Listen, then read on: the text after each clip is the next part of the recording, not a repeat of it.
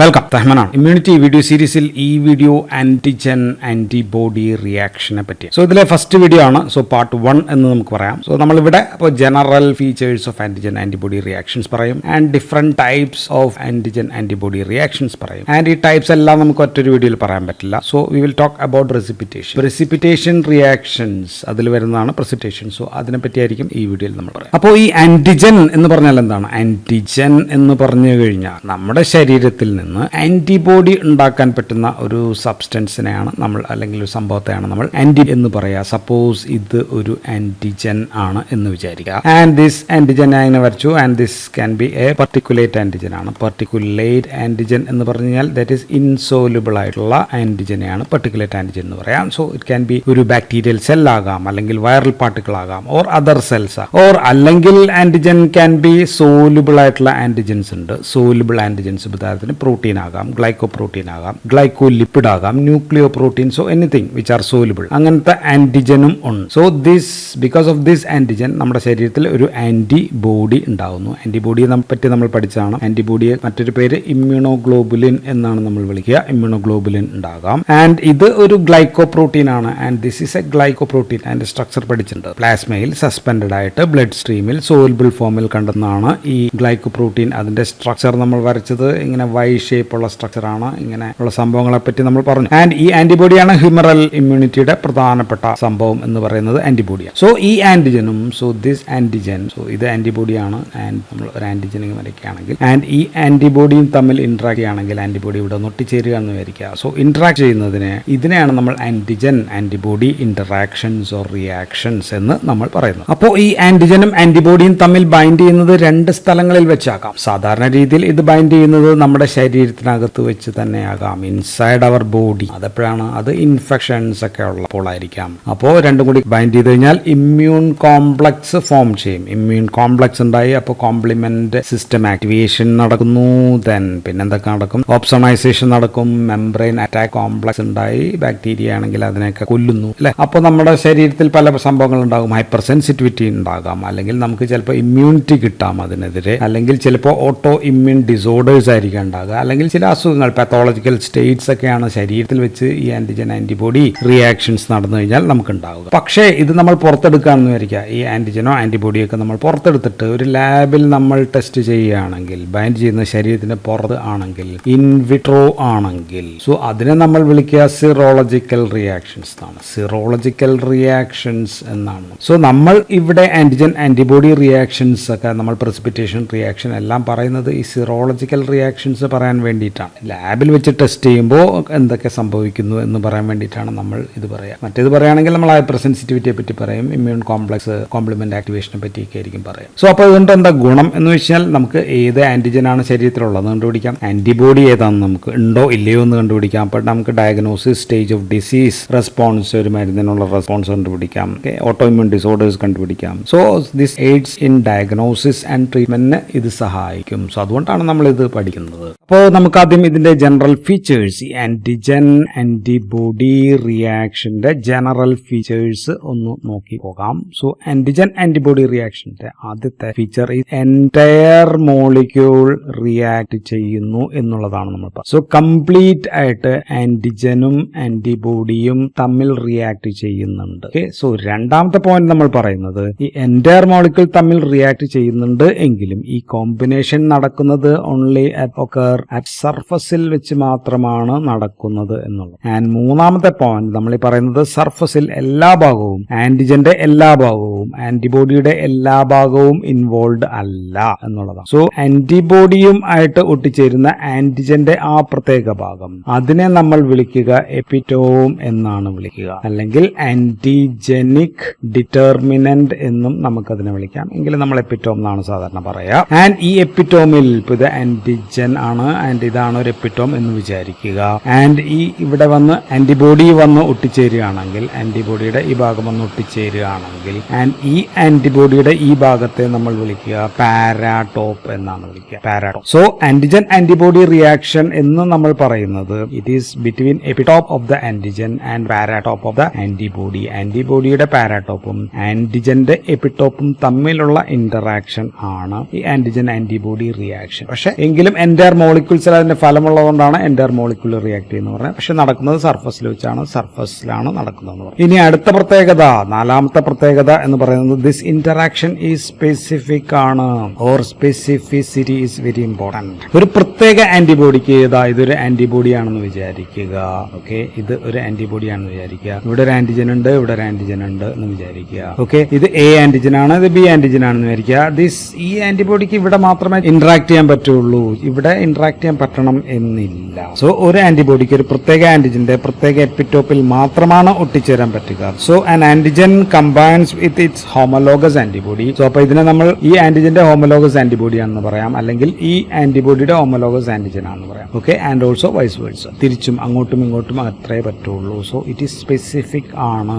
ഇനി ഇങ്ങനെ ഒട്ടിച്ചേരാൻ ഈ ആന്റിബോഡിക്കും ഈ ആന്റിജനും അങ്ങോട്ടും ഇങ്ങോട്ടും ഒരു താല്പര്യം വേണം. അതിനെ നമ്മൾ വിളിക്കുക അഫിനിറ്റി എന്നാണ്. ഒരു പ്രത്യേക എപ്പിറ്റോപ്പ്, ഇതാണ് എപ്പിറ്റോപ്പ്, പ്രത്യേക എപ്പിറ്റോപ്പിനോട് ഒരു പ്രത്യേക ആന്റിബോഡിയുടെ പാരടോപ്പിന് ഒട്ടിച്ചേരാനുള്ള കഴിവിനെയാണ് നമ്മൾ അഫിനിറ്റി എന്ന് പറയുന്നത്. So affinity is the strength ആണ്, is the strength or ability of a ഒറ്റ ഒരു single antigenic determinant or single epitope to bind to an individual. ഒറ്റ ഒരു ആന്റിബോഡി ആയിട്ട് ബൈൻഡ് ചെയ്യാനുള്ള കഴിവിനെയാണ് നമ്മൾ അഫിനിറ്റി എന്ന് പറയുക. പക്ഷേ ഒറ്റ ഒരു ആന്റിബോഡിയും ഒറ്റ ഒരു ആന്റിജന്റെ എപ്പിറ്റോപ്പും മാത്രമായിട്ടല്ല ബൈൻഡ് ചെയ്യുക. സോ സപ്പോസ് ഇതാണ് നമ്മുടെ ആന്റിബോഡി എന്ന് വിചാരിക്കുക, ഇത് ഒരു ആന്റിജൻ ആണ്, ഇവിടെ ഇത് മാത്രമല്ല ബൈൻഡ് ചെയ്യുക. ഓക്കെ, ഈ ആന്റിജന് ഒരുപാട് ഇങ്ങനെ എപ്പിറ്റോപ്പ് ഉണ്ടാകും, ഇവിടെ ഒരുപാട് ആന്റിബോഡിയും ഇങ്ങനെ വന്ന് ബൈൻഡ് ചെയ്യാം. ആന്റിബോഡിയുടെ പല സൈറ്റുകൾ അല്ലെങ്കിൽ വാലൻസീസിന് ബൈൻഡ് ചെയ്യാൻ പറ്റും, മൾട്ടിപ്പിൾ ബൈൻഡിങ് ഉണ്ടാകും. So overall strength of binding or net attractive ഫോഴ്സസിനെ between multivalent antigen and multivalent ആന്റിബോഡിയെ നമ്മൾ വിളിക്കുന്ന പേരാണ് അവിഡിറ്റി. സോ അഫിനിറ്റി ഉണ്ട്, എല്ലാം കൂടി ചേരുമ്പോൾ ഉണ്ടാവുന്നതാണ് avidity. So avidity is the overall strength ആണ്, overall strength of binding net attractive forces between multivalent. ഇപ്പൊ ഇത് നമ്മൾ ഇങ്ങനെയാണ് വരച്ചത്, ചിലതിന് 5 എണ്ണമൊക്കെ ഉണ്ടെന്ന് നമുക്കറിയാം. സോ അതിനെയാണ് നമ്മൾ മൾട്ടിവാലന്റ് ആന്റിജനും മൾട്ടിവാലന്റ് ആന്റിബോഡിയും തമ്മിലുള്ള മൊത്തത്തിലുള്ള ഫോഴ്സിനെ നമ്മൾ അവിഡിറ്റി എന്ന്. സോ മോർ അവിഡിറ്റി കൂടുതലാണെങ്കിൽ മോർ സ്ട്രോങ് ആന്റിജൻ ആന്റിബോഡി കോംപ്ലക്സിന്റെ സ്ട്രെങ്ത് കൂടുതലായിരിക്കും. ഇനി ഇങ്ങനെയുള്ള ഈ ഇന്ററാക്ഷൻസ് ആർ നോട്ട് പെർമനന്റ് അല്ല എന്നുള്ളതാണ്. So it is reversible in nature. Antigen antibody reactions are reversible, interactions are reversible in nature. So ഇതാണ് അപ്പൊ ഏഴാമത്തെ അടുത്ത പ്രോപ്പർട്ടി. എന്തുകൊണ്ടാണ് ഇത് റിവേഴ്സിബിൾ ആയിരിക്കുന്നത് അല്ലെങ്കിൽ പെർമനന്റ് അല്ലാത്തതെന്ന് ചോദിച്ചാൽ ഇത്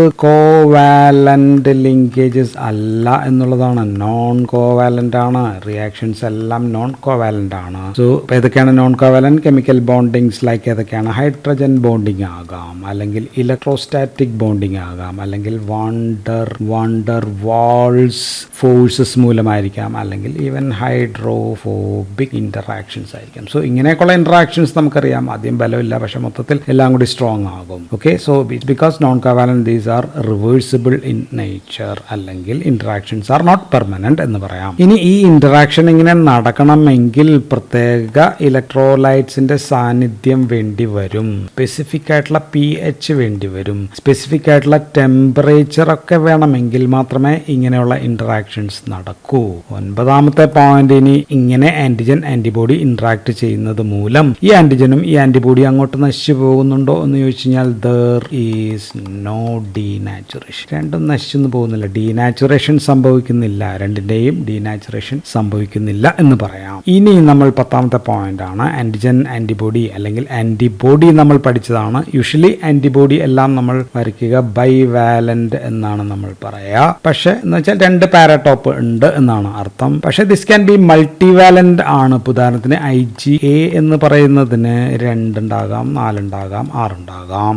IgM ആണെങ്കിലോ IgMന് 10 വരെ വാലൻസി ഉണ്ട്. ആൻഡ് യൂഷ്വലി അത് എക്സ്പ്രസ് ചെയ്യുന്നത് 5 വാലൻസി ആയിരിക്കാം. ആൻഡ് ആന്റിജൻ നോക്കുകയാണെങ്കിൽ ആന്റിജന് നമ്മൾ ഒറ്റ ഒരു എപ്പിറ്റോപ്പാണ് വരച്ചത്. ഇങ്ങനെയല്ല, അനേകം ആന്റിജനിക് ഡിറ്റർമിനന്റ് ഏരിയാസ് അനേകമാണ്. So this is also multivalent. ഇതും മൾട്ടിവാലന്റ് ആണ്, 10 വരെയൊക്കെ ആകാമെന്ന് നമ്മൾ പറഞ്ഞു. സോ അപ്പോൾ ബൈൻഡിങ് രണ്ടും കൂടി ചേരുമ്പോൾ മൾട്ടിവാലന്റ് അതിന്റെ ഇന്ററാക്ഷൻ ആണ് നമ്മൾ അവിഡിറ്റി എന്ന് നമ്മൾ നേരത്തെ പറഞ്ഞത്. സോ അപ്പോൾ അതിന്റെ സ്ട്രെങ്ത് ആണ് അവിഡിറ്റി. ഇനി ഇന്ററാക്ഷൻസ് സ്പെസിഫിക് ആണെന്ന് നമ്മൾ പറഞ്ഞു, പക്ഷേ ഇതിന് മറ്റൊരു വശമുണ്ട്. അപ്പോൾ മറ്റ് ഏതെങ്കിലും ആന്റിജന് സമാനമായ എപ്പിടോപ്പ് ഉണ്ടെങ്കിൽ ഇതൊരു ആന്റിജൻ നമ്പർ 1, ഇത് ആണ് അതിന്റെ എപ്പിടോപ്പ് എന്ന് പറഞ്ഞാൽ ആന്റിജൻ നമ്പർ 2 ആണെന്ന് വിചാരിക്കുക, ഇതിനും അതേപോലെ ഒരു എപ്പിടോപ്പ് ഉണ്ട് എന്ന് വിചാരിക്കുക. സോ ഇപ്പോൾ ആന്റിബോഡിക്ക് ഇവിടെയും ബൈൻഡ് ചെയ്യാം, ഇവിടെയും ബൈൻഡ് ചെയ്യാം എന്നുള്ളതാണ്. So different antigens can have similar epitopes. Antigen 1നും ആന്റിജൻ 2നും സിമിലർ എപ്പിടോപ്സ് ഉണ്ടാകാം. സോ സ്പെസിഫിക് ആണെങ്കിലും these can occur cross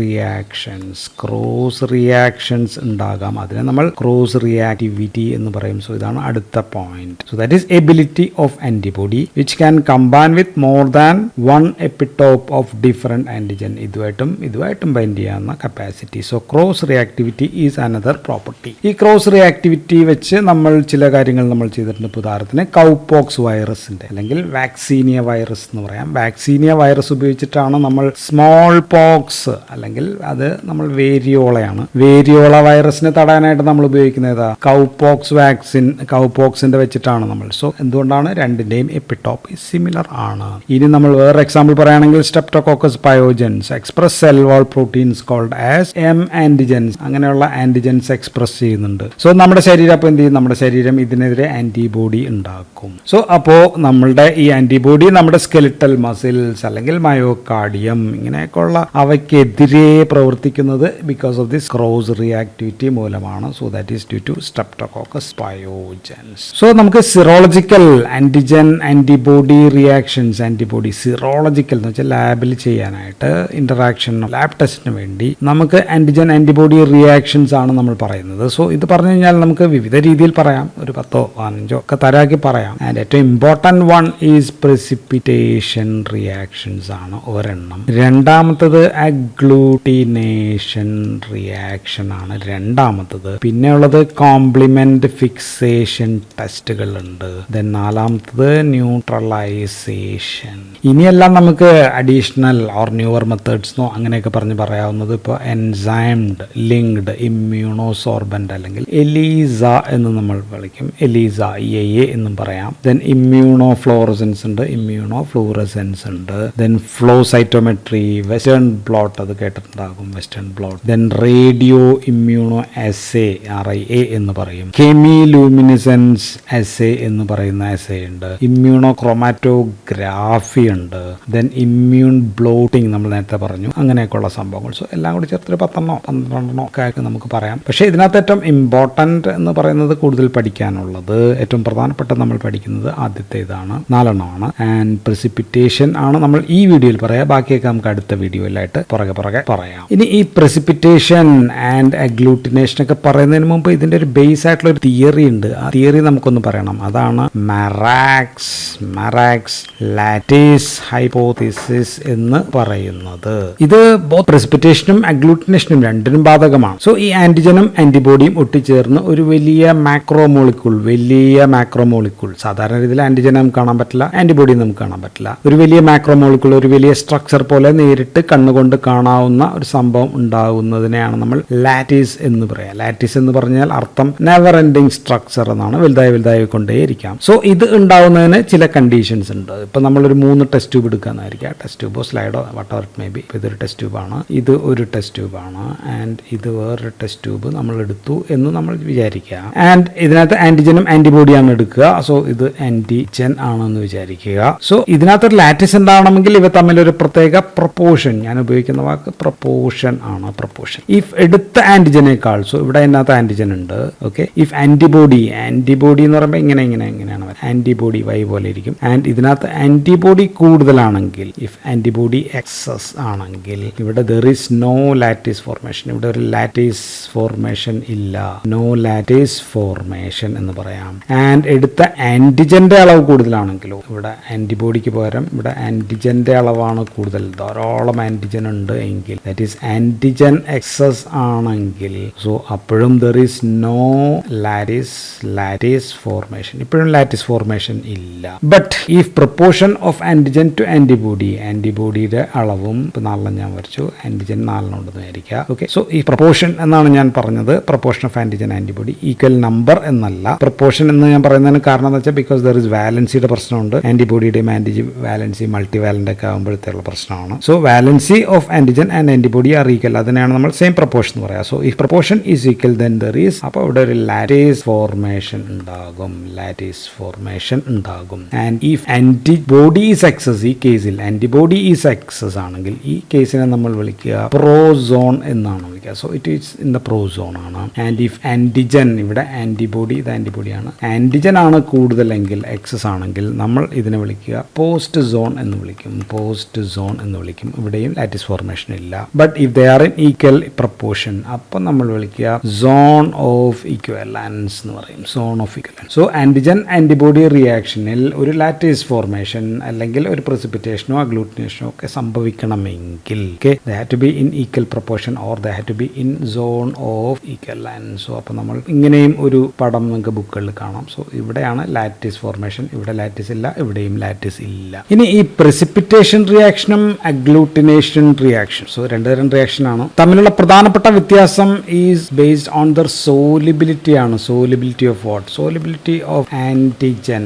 ആന്റിജന്റെ solubility dependent ആണ്. ഇഫ് ആന്റിജൻ ഈസ് സോലിബിൾ ആണെങ്കിൽ, ഇഫ് ഇറ്റ് ഈസ് സോലിബിൾ, അതിനെ നമ്മൾ പ്രസിപ്പിറ്റേഷൻ ടൈപ്പ് ഓഫ് റിയാക്ഷൻ എന്ന് നമ്മൾ വിളിക്കും. And if antigen is not soluble അല്ലെങ്കിൽ പാർട്ടിക്കുലേറ്റ് മാറ്റർ ആണ് എന്ന് പറഞ്ഞാൽ സെല്ലോ അല്ലെങ്കിൽ വൈറസിന്റെ അങ്ങനെയൊക്കെ സംഭവങ്ങൾ പാർട്ടിക്കുലേറ്റ് മാറ്റർ ആണെങ്കിൽ അപ്പോൾ നടക്കുന്നതാണ് അഗ്ലൂട്ടിനേഷൻ റിയാക്ഷൻ ആയിരിക്കും നടക്കുക. സോ ഇതാണ് വ്യത്യാസം. സോ ആന്റിജൻ സോലിബിൾ ആണെങ്കിൽ പ്രസിപ്പിറ്റേഷൻ ആണ്, ആന്റിജൻ ഈസ് ഇൻസോലിബിൾ ആണ് എങ്കിൽ അത് അഗ്ലൂട്ടിനേഷൻ ആണ്. സോ അപ്പോൾ നമുക്കിനി ഓൺലി പ്രസിപ്പിറ്റേഷനിലേക്ക് വന്നാൽ, സോ ഇവിടെ ആന്റിജൻ ഈസ് സോലിബിൾ ആണ്, ആന്റിജൻ ആണ് ഈസ് സോലിബിൾ. സോ അപ്പോൾ this test can be in 2 types of media. 2 തരം മീഡിയത്തിൽ നടത്താം. One, it can be in liquid, കാരണം സോലിബിൾ ആണ്, so it can be in liquid media, or it can be in gel media.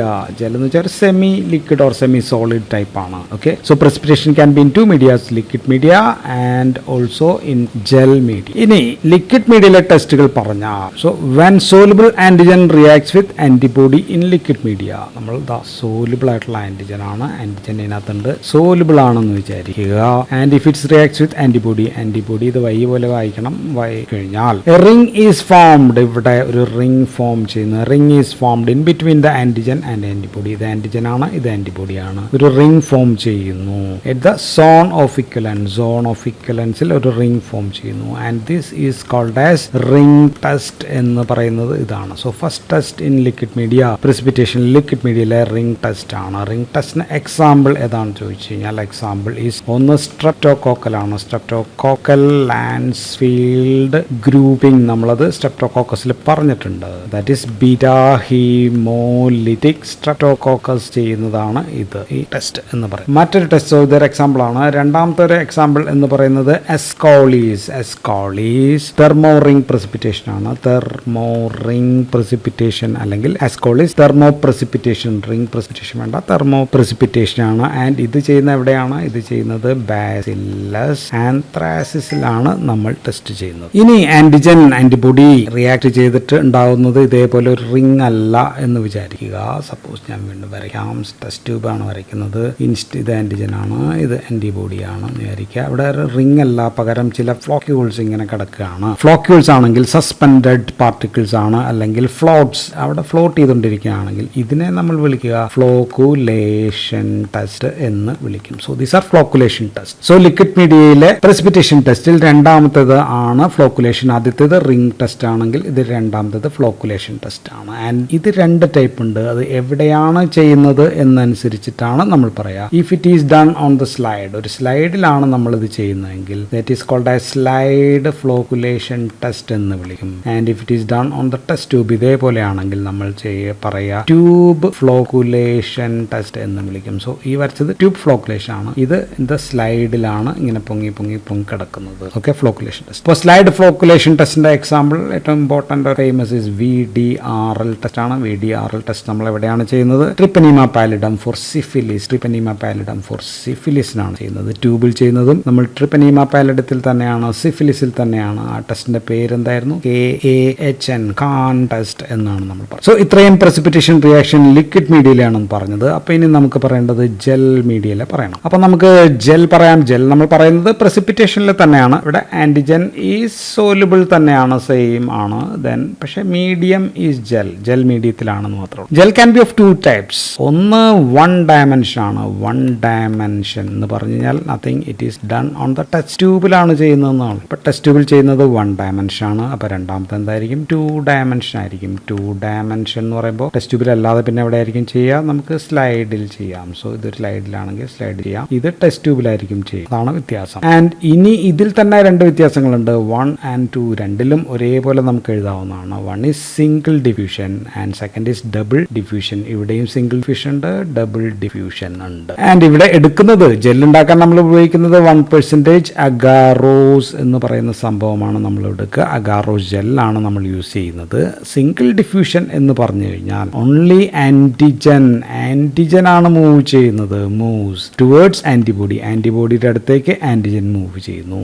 Double diffusion means ഇവിടെ രണ്ടും both antigen is moving towards antibody and antibody is moving towards antigen. രണ്ടും കൂടി ഒരേ സ്ഥലത്തേക്ക് അങ്ങ് വരികയാണ്. Okay, both antigen and antibody moves ആണ് double diffusion. Single diffusion, so ഇതിലും അത് തന്നെയാണ്. ഇത് സ്ലൈഡിലാണെന്ന് മാത്രമേ ഉള്ളൂ വ്യത്യാസം. സോ നമുക്ക് ആദ്യം 1 ഡയമെൻഷനിലെ we are doing test tube ആണെന്ന് പറഞ്ഞു.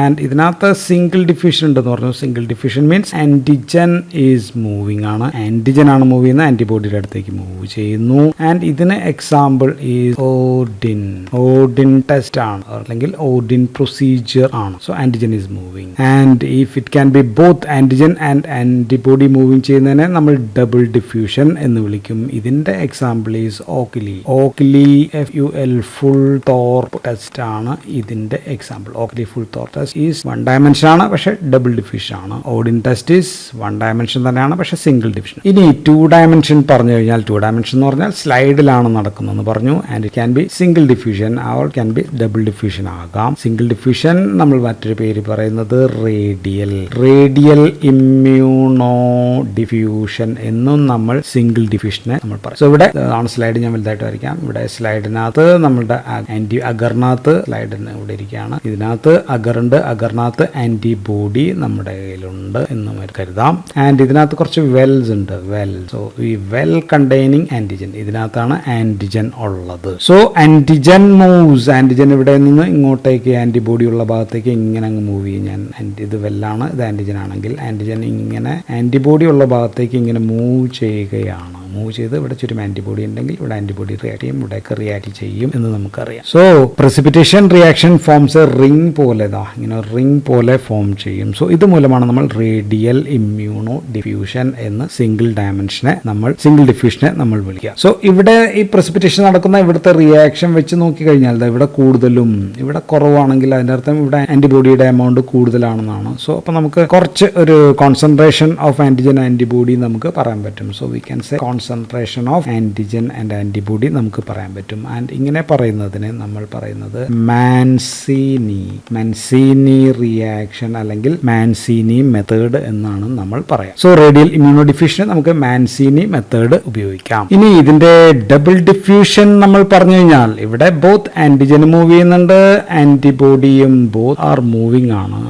ഇതിന്റെ എക്സാമ്പിൾ നമ്മൾ പറയുന്നത് Ouchterlony plates double diffusion method ആണ്, അല്ലെങ്കിൽ Ouchterlony's double diffusion method. So ഇവിടെ നമ്മൾ സ്ലൈഡിലാണ് ചെയ്യുന്നത്, നമുക്കറിയാം. സ്ലൈഡിനകത്ത് വെൽസ് ഉണ്ട്. ഈ വെൽസിനകത്ത് എന്താ ഉള്ളത്? വെൽ കണ്ടെയ്നിങ് ആന്റിജൻ ആണ് ഉള്ളത്. ആൻഡ് ഇവിടെയുള്ള അഗറിനകത്ത് ആന്റിബോഡിയും ഉണ്ട് എന്ന് നമുക്കറിയാം. ആൻഡ് ഇത് ഇങ്ങോട്ട് മൂവ് ചെയ്യുന്നു, ഇത് ഇങ്ങോട്ട് മൂവ് ചെയ്യുന്നുണ്ട്, രണ്ടും അങ്ങോട്ടും ഇങ്ങോട്ട് മൂവ് ചെയ്യുന്നുണ്ട്. സോ അപ്പോൾ ഇവിടെ ഇതിനിടയിൽ മൂവ് ചെയ്യുമ്പോൾ ഇറ്റ് ഫോംസ് ആൻ ആർച്ച്. ഇങ്ങനെ രണ്ടും ഇങ്ങോട്ട് മൂവ് ചെയ്ത് ഒരു ആർച്ച് പോലെയാണ് ഫോം ചെയ്യുന്നത്. അല്ലെങ്കിൽ ആർച്ച് ഫോം ആണെങ്കിൽ നമുക്ക് പറയാവുന്നത് ദീസ് ആർ ഐഡന്റിക്കൽ ആന്റിബോഡീസ് ആണ് എന്ന് നമുക്ക് പറയാം, അല്ലെങ്കിൽ ഐഡന്റിക്കൽ ആന്റിജൻസ് ആണ് എന്ന് നമുക്ക് പറയാൻ പറ്റും. ആൻഡ് അത് ആർച്ച് അല്ല, പാർഷ്യലി ഐഡന്റിക്കൽ ആണെങ്കിൽ ഇങ്ങനെ ഫോം ചെയ്യുന്നത് ഇങ്ങനെ വന്നിട്ട് ഇങ്ങനെ ഇത്തിരി അങ്ങോട്ട് പോകും. സോ ഏകദേശം വരുന്നുണ്ട്, പക്ഷെ ഒന്നും സെയിം അല്ല. പാർഷ്യലി ഐഡന്റിക്കൽ ആണെങ്കിൽ സ്പർ ഫോർമേഷൻ ആണ് ഉണ്ടാവുക.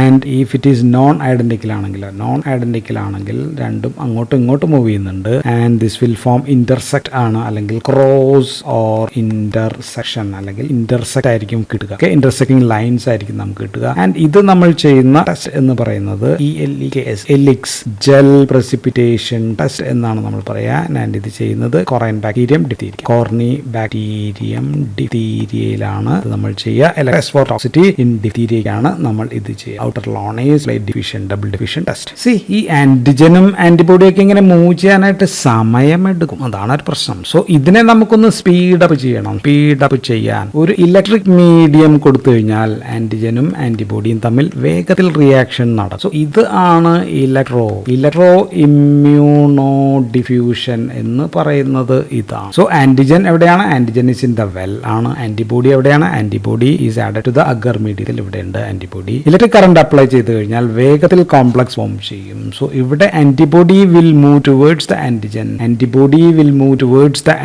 So in electric immuno diffusion antibody moves ചെയ്യുന്നു എന്നുള്ളതാണ്. സോ ഇതാണ് ഇലക്ട്രോ ഇമ്മ്യൂണോ ഡിഫ്യൂഷൻ. ഇനി if you make move both antigen antibody, ഇത് ആന്റിബോഡിയാണ് മൂവ് ചെയ്യുന്നതെന്ന് പറഞ്ഞു. ഇനിയിപ്പോൾ ആന്റിജനും കൂടി മൂവ് ചെയ്യുകയാണെങ്കിലോ ബൈ പാസിംഗ് ഇലക്ട്രിക് കറന്റ്, അതിനെ നമ്മൾ എന്ത് വിളിക്കും? അതിനെ നമ്മൾ കൗണ്ടർ ഇമ്മ്യൂണോ ഇലക്ട്രോഫോറസിസ് എന്നാണ് നമ്മൾ വിളിക്കുക. ഇവിടെ പ്രശ്നം അല്ലെങ്കിൽ വ്യത്യാസം എന്ന് പറഞ്ഞാൽ ആന്റിജന് മൂവ് ചെയ്യുന്നുണ്ട്, ആന്റിബോഡിയും മൂവ് ചെയ്യുന്നുണ്ട്, സംഭവങ്ങൾ വേഗത്തിൽ നടക്കും. സോ ഒന്ന് ടെസ്റ്റ് ഇവിടെ വരച്ചാൽ ആന്റിജൻ ഇവിടെയാണെങ്കിൽ ആന്റിജൻ ഇങ്ങോട്ട് മൂവ് ചെയ്യുന്നു, ആന്റിബോഡി ഇവിടെയാണെങ്കിൽ ആന്റിബോഡി മൂവ് ചെയ്യുന്നു. സോ രണ്ടും കൂടി വന്ന് എത്തുന്ന സ്ഥലം, അവിടെ ഒരു പ്രസിപ്പിറ്റിൻ എന്ന് പറയുന്ന സംഭവം ഫോം ചെയ്യുന്നു എന്ന് വിചാരിക്കുക. ഇവിടെയൊക്കെ ചെറുതായിരിക്കും. ഇത് ഞാൻ ഇച്ചിരി വലുതായി പോയി വരുന്നത്, ചെറുതാക്കുക, പകുതിയാക്കുക. So precipitin or line will be formed. So ഇതിന്റെ ഗുണം എന്താ വെച്ചാൽ ഇതിനെ നമുക്ക് ക്വാണ്ടിറ്റേറ്റീവ് ആയിട്ട് മെഷറബിൾ ആയിട്ട് ആക്കാൻ നമ്മൾ ചെയ്യുന്ന ഒരു മെത്തേഡാണ്. ആ മെത്തേഡിനെ നമ്മൾ റോക്കറ്റ് ഇലക്ട്രോഫോറസിസ് എന്നാണ് നമ്മൾ വിളിക്കുക. Rocket electrophoresis. എത്ര അളവിൽ ഇത് എടുത്തു കഴിഞ്ഞാൽ ഈ ഭാഗത്ത് എത്ര അളവിൽ ഒരു പ്രത്യേക ആന്റിജനോ ആന്റിബോഡി ഉണ്ടെന്നൊക്കെ നമുക്ക് അറിയാനായിട്ട് പറ്റും. ക്വാണ്ടിറ്റേറ്റീവ് മെഷർമെന്റിന് പറ്റും. സോ ഇതിന് നമ്മൾ ആന്റിജൻ എന്ത് ചെയ്യുന്നു വെച്ചാൽ, ആന്റിജൻ നമ്മൾ വെല്ലിനകത്ത് ഇൻക്രീസിങ് സീരീസ്, ഇവിടെ ഇത്തിരി കുറച്ച് ആന്റിജൻ ഉള്ളൂ, ഇവിടെ അതിനേക്കാൾ കുറച്ചുകൂടി കൂടി ആന്റിജൻ ഉണ്ട്, ഇവിടെ കുറച്ചും കൂടി കൂടുതലുണ്ട്, ഇവിടെ കുറച്ചും കൂടി കൂടുതൽ, ഇങ്ങനെ ഇൻക്രീസിങ് കോൺസെൻട്രേഷനിൽ അങ്ങ് വെല്ലിനകത്തേക്ക് വെക്കുന്നു. എന്നിട്ട് നമ്മൾ ആന്റിബോഡി അങ്ങ് കൊടുത്തു കഴിഞ്ഞാൽ നമുക്ക് ഇവിടെ ഇത്തിരി ഉള്ളൂ, ഇവിടെ ഇത്തിരി ഉണ്ട്, ഇവിടെ ഇതിലും കൂടുതലുണ്ട്, ഇങ്ങനെ നമുക്ക് കിട്ടുന്നതിനെയാണ്. So depends upon the concentration of antigen. ഇതാണ് നമ്മൾ റോക്കറ്റ് ഇലക്ട്രോഫോറസിസ് എന്ന് പറയും. സോ അപ്പോൾ നമ്മൾ പറഞ്ഞത് എന്താണ് ആന്റിജൻ ആന്റിബോഡി ഇന്ററാക്ഷൻസ് എന്ന് പറഞ്ഞു, റിയാക്ഷൻസ് എന്ന് പറഞ്ഞു, ആൻഡ് ജനറൽ ഫീച്ചേഴ്സ് പറഞ്ഞു, ഡിഫറെന്റ് ടൈപ്സ് പറഞ്ഞു, ആൻഡ് അതിൽ തന്നെ പ്രസിപ്പിറ്റേഷൻ നമ്മൾ പറഞ്ഞു. അപ്പോൾ ഇനി ബാക്കിയുള്ളതൊക്കെ നമുക്ക് അടുത്ത വീഡിയോയിലായിട്ട് പറയാം. So that's all in this video. Thank you for watching.